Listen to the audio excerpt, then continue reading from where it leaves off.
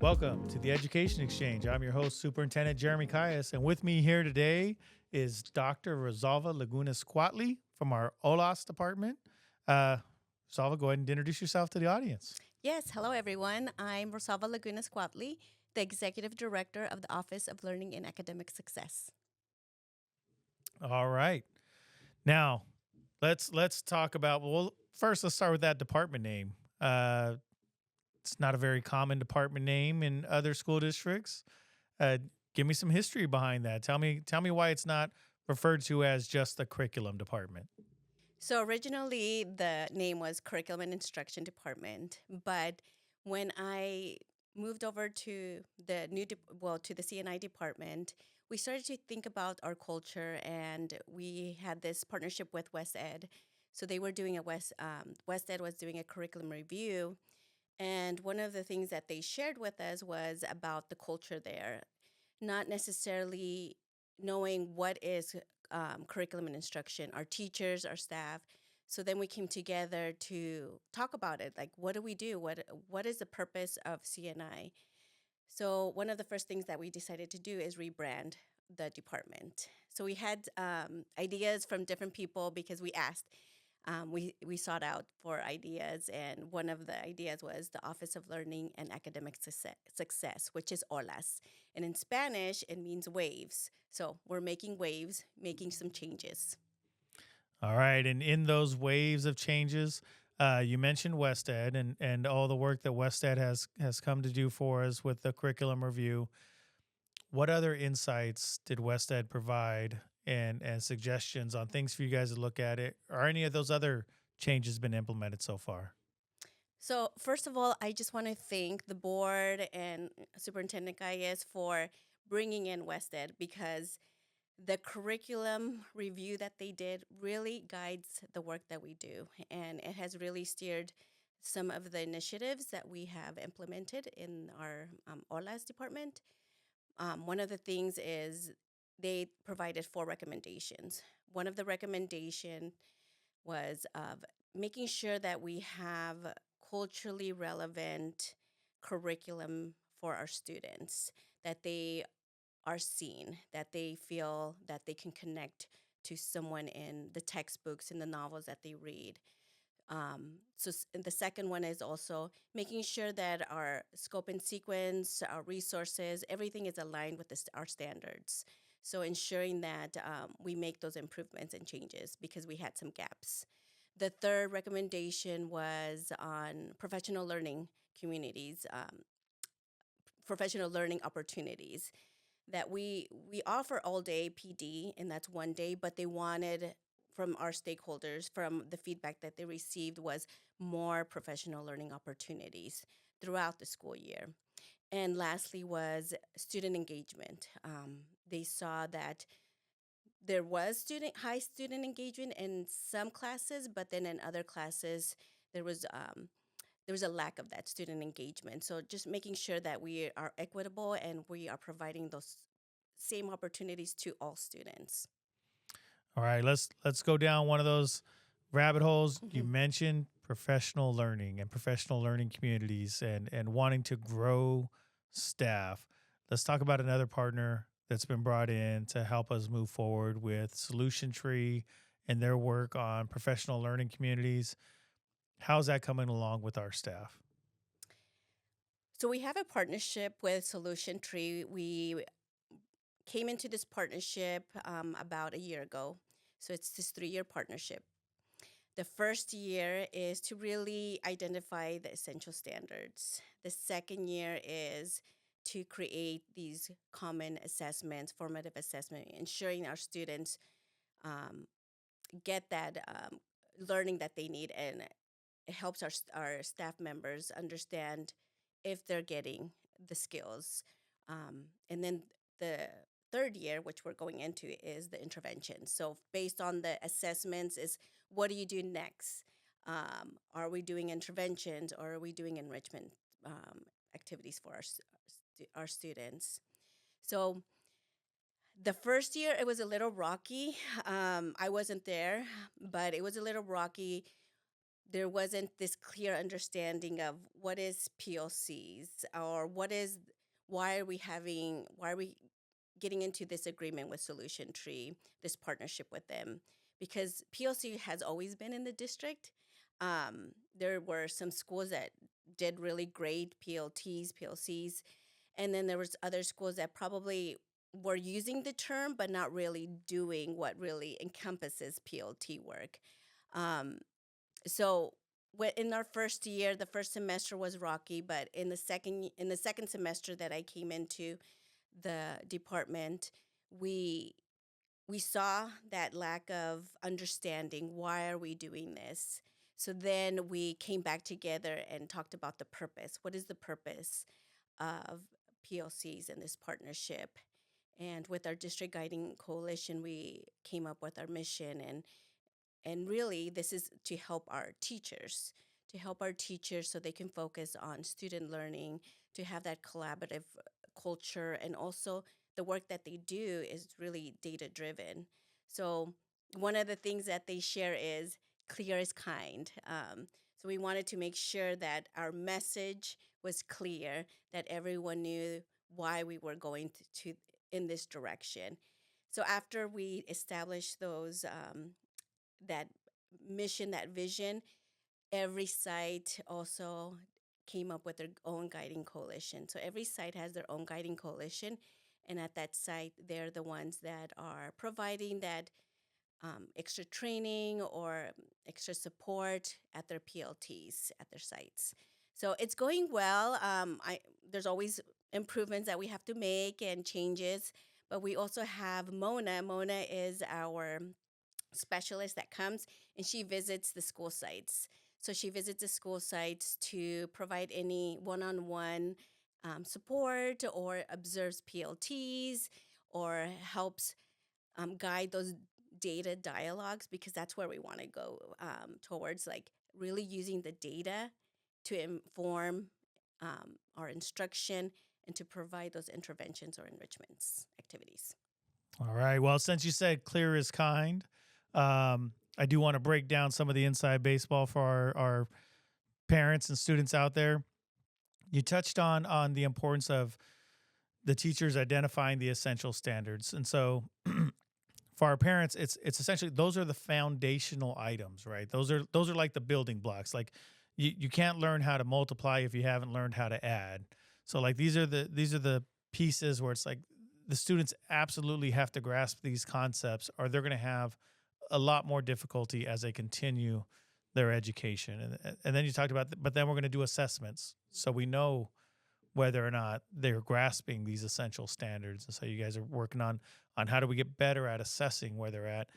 And then the interventions, which is basically we tried our best to teach you essential standards and all the things that you really need to know about these topics.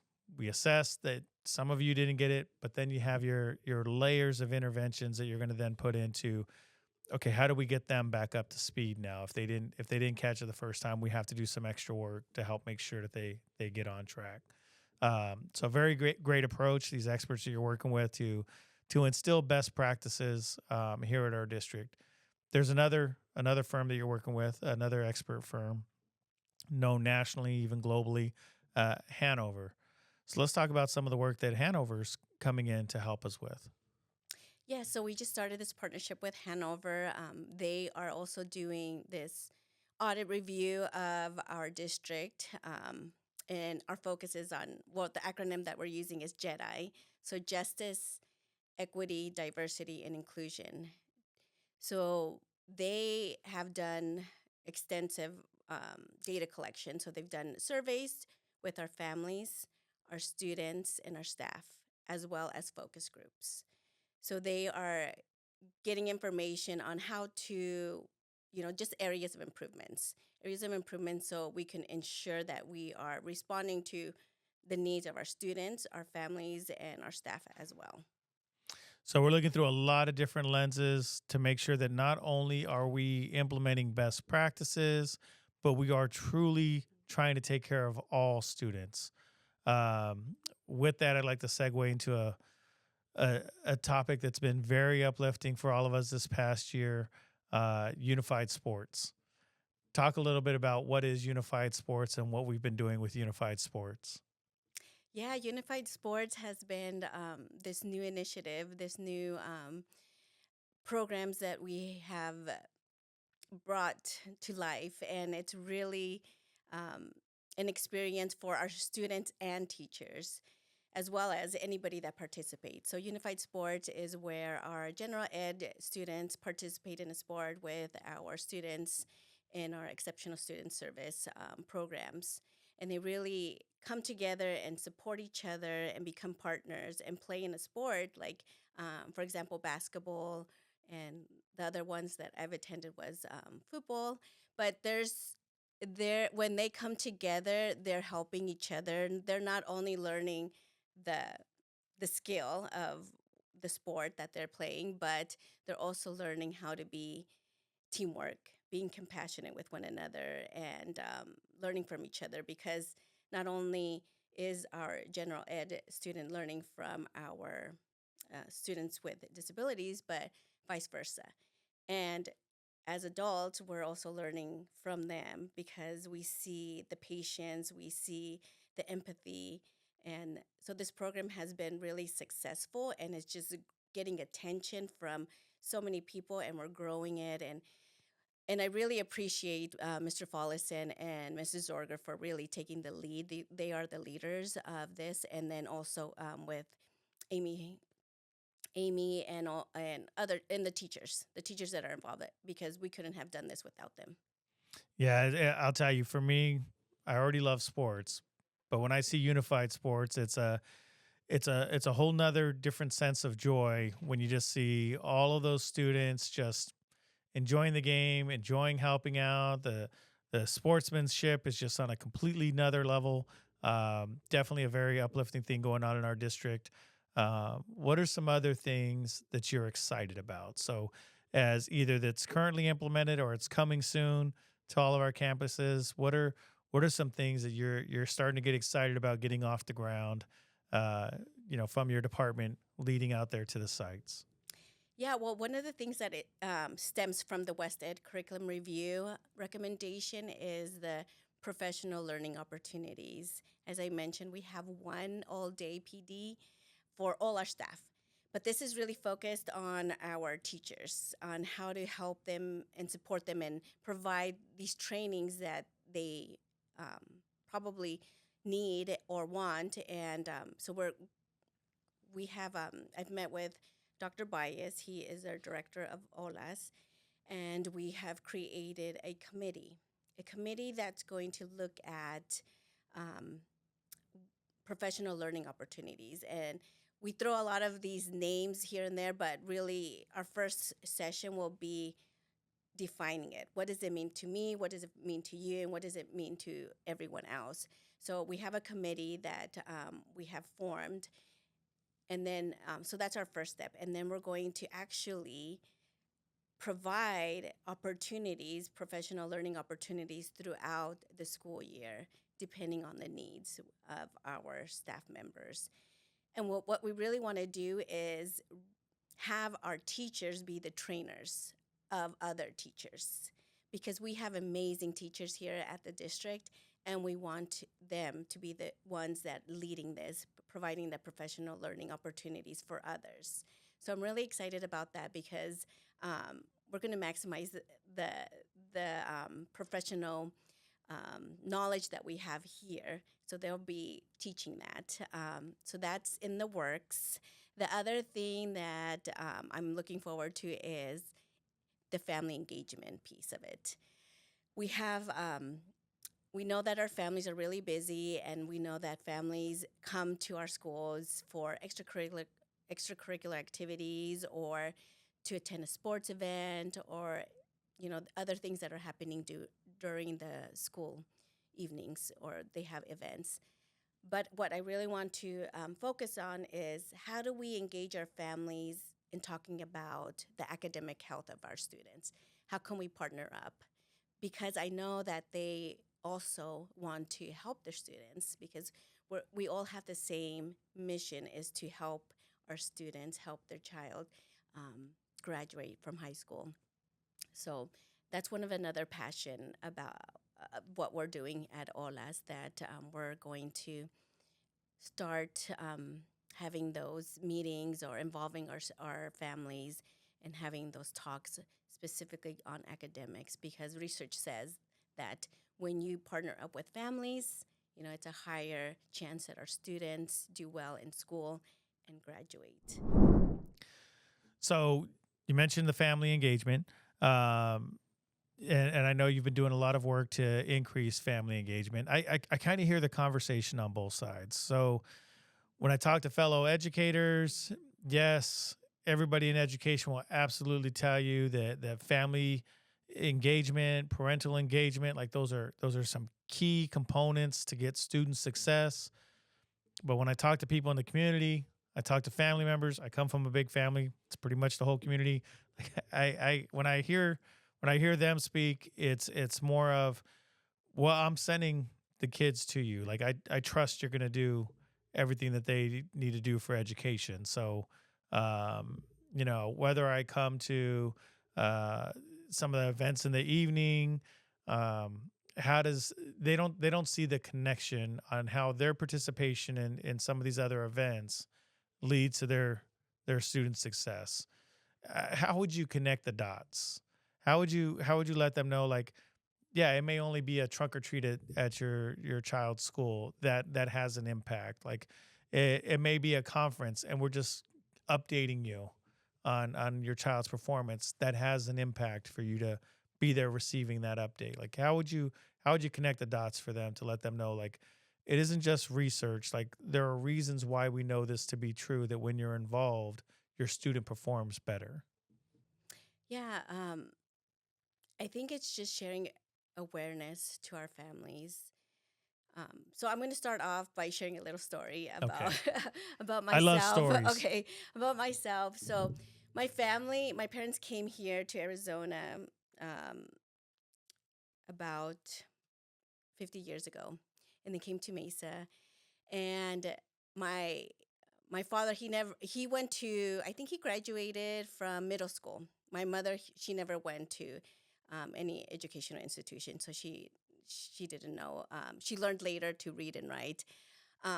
But when they came to the United States, they wanted a better life for their kids. So at that time, when we were going to school, we were the maybe one or two families that were Spanish speaking, and in that area, everybody was English speaking. And but my parents knew the importance, even though they didn't go to they didn't graduate from high school. They knew the importance of education. They knew the importance of education, and they didn't know the language, but they were always there. Their presence was always there at the schools. And they were there at the conferences, they were there at the events, not knowing the language, probably also not knowing the culture. So just feeling out of place, but they knew the importance of education, that it would open opportunities for their kids. So they just went there.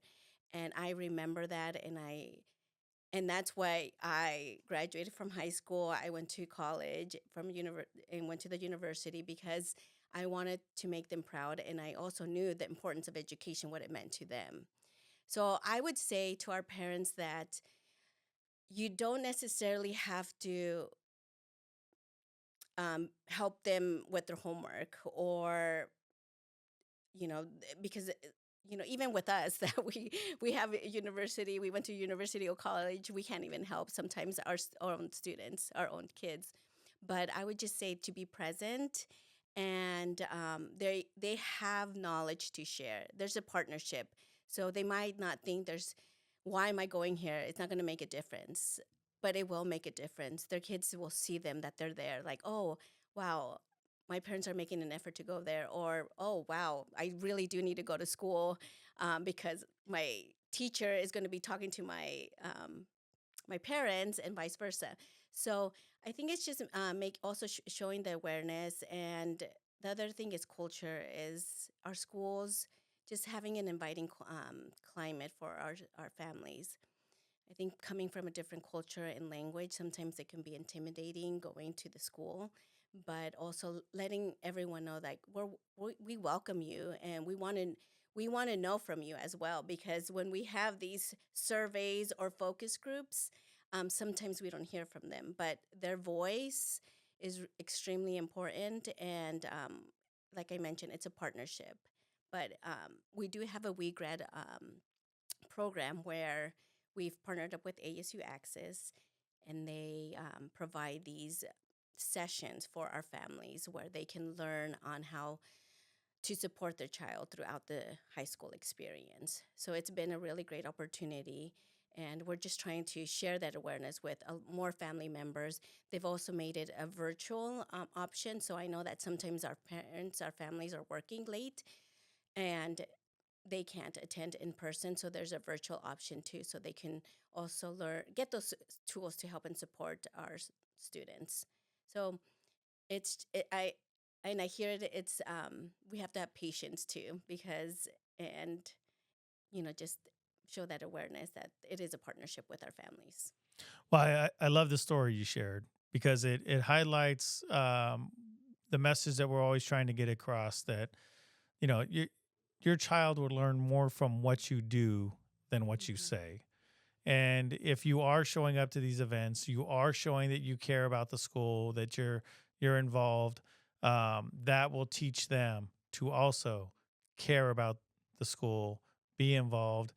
Even if you're just showing up to your child's football game or any other event, that engagement, when they see your engagement, it makes the child more engaged. Even if you aren't able to help with the Pythagorean theorem, Yes. the fact that you show it is important to care, we can provide the help, in our schools with our teachers. They will help walk your child through everything they need to learn.